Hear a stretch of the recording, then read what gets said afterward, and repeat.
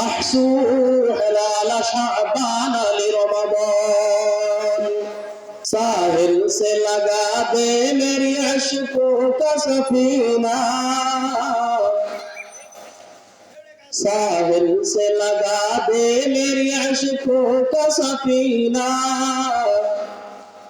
आंखों में दिखा दे मुझे मक्का और मदीना आंखों में दिखा दे मुझे मक्का और मदीना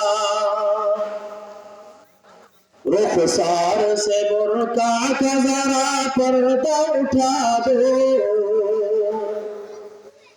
रुखसार से बुर्का का जरा पर्दा उठा दो लिल्लाह मुझे हुस्न खुदा दाद दिखा दो लिल्लाह मुझे हुस्न खुदा दाद दिखा दो मजबूर हूँ सैयद आलम मजबूर हूँ सैयद आलम दीदार दिखाते नहीं आवाज सुना दो दीदार दिखाते नहीं आवाज सुना दो अरे बहर करम सदका हुसैन इब्ने अली का अरे बहर करम सदका हुसैन इब्ने अली का पियासा हो मुझे शरबत दीदार पिला दो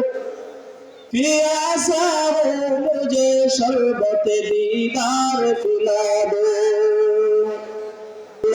कुनद शम्सु कमर अल्लाह अल्लाह में कुनद शम्सु कमर अल्लाह अल्लाह में कुनद हजर व शजर लागर মধ্যে বর্ণিত আছে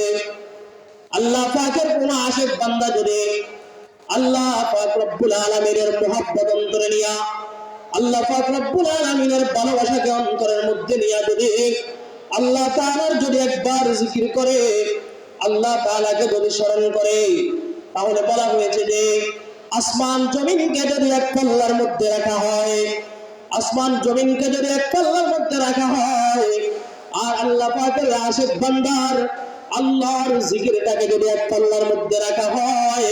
তাহলে আল্লাহ পাকের জিকিরের পাল্লাটা ভারী হবে বলেন সুবহানাল্লাহ এজন্য জিকিরের অনেক দাম আজকে আমরা জিকির থেকে গাফেল আল্লাহ পাকের দেওয়া জবানটাকে আজকে আমরা গুনাহের কাজের মধ্যে ব্যবহার করি আল্লাহ পাকের দেওয়া এই জবানটাকে আমরা অশ্লীল কথাবার্তার মধ্যে অন্যের গীবত শিকায়েতের মধ্যে জবানটাকে কাজে লাগাইতেছি এজন্য যখন সময় পাবো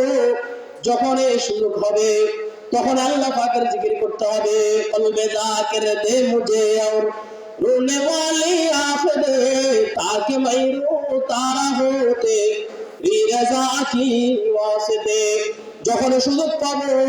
তখন জবানের মধ্যে জিকিরকে জারি রাখবো যখন সুযোগ পাবো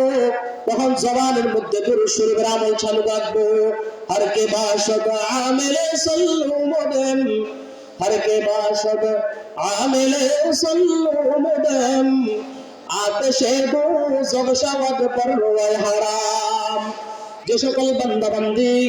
তাদের জবানটাকে হামেশা সদা সর্বদাই নবীজি সাল্লাল্লাহু আলাইহি ওয়াসাল্লামের উপরে দুরূদ শরীফের আমলের মধ্যে রাখবে আল্লাহ পাক রব্বুল আলামিন তাদের জন্য জাহান্নামের আগুনকে হারাম করে দিবে এজন্য কি করতে হবে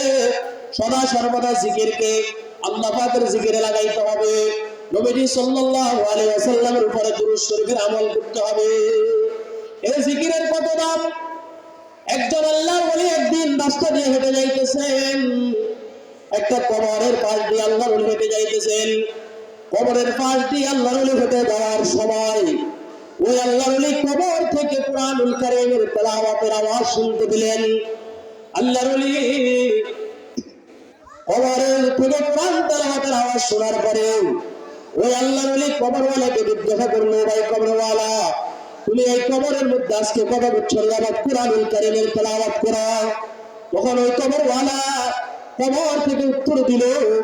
ও ভাই আল্লাহর ওলি, আমি আজকে 500 বছর পর্যন্ত এই কবরের মধ্যে কোরআন তেলাওয়াত করতেছি। আল্লাহর ওলি কথা শোনার পরে